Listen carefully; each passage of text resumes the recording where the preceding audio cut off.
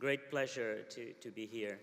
You know, I was thinking about my first trip as a commissioner in November 2014 to South Africa to visit our EDCTP project. And that was really one of those moments where you feel that the taxpayers' money is going to the right place. And one of the things that we've lost in Europe in the last 15 years is a connection with the people. And so for our project to thrive in the future, for the European Union to be united, I think we have to reconnect to the people. And there's several ways that we have to do it, and several ways that we are doing it. But I think health is the most powerful example of how the European Union can connect to the people in so many different ways. And so for us, from the very beginning, we decided that for the next framework program, for the future, we would look at 4 sectors that for us were really at the brink of changing. Basically food, water, health, and energy. And then how could we invest in these 4 sectors in a way that we will involve the digital transformation? And so for us, it's about thinking in the next framework program, not just health because of health, but because of the fact that health can reconnect us with the European people. And so we will launch different tools. One is a fund of funds, a venture capital fund of funds, because we know that in health, in energy, in food and water, the difficult thing in Europe is not about creating a company, it's to scale up that company. How many entrepreneurs come to me and tell me, look, I've created this company, but now I need 50, 60 million. And there's no one in Europe that can invest 50, 60 million.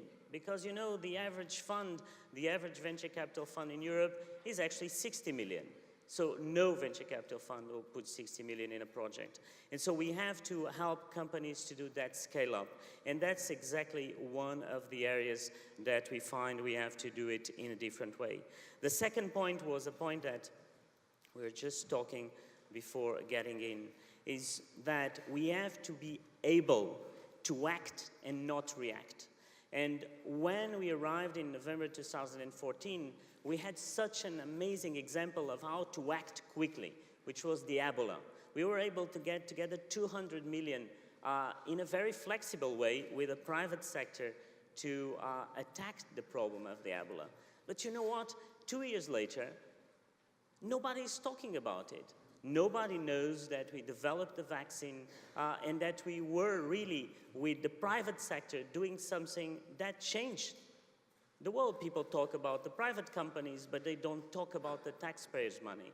And so I think that there's also a point of how can we be more visible as a European Commission, and that's why I'm so happy that you are all here today, but especially thankful to the Gates Foundation and to Bill Gates to take this interest on European research. So we will create ways in FP9, our next framework program, of being more flexible.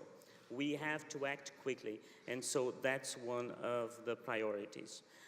And then for us, I think is a little bit the problem of today.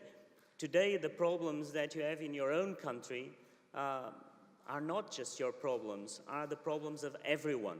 And so the change of the future, the change of how the member states understand that we cannot act alone, and this is the case of terrorism, this is the case of refugees, but health is one of the best examples that alone we can't do it. So this is a little bit of the thoughts that I wanted to put forward for the next framework program and tell you that we are committed. This is a great priority for the European Union, and I'm very glad to be here, so thank you.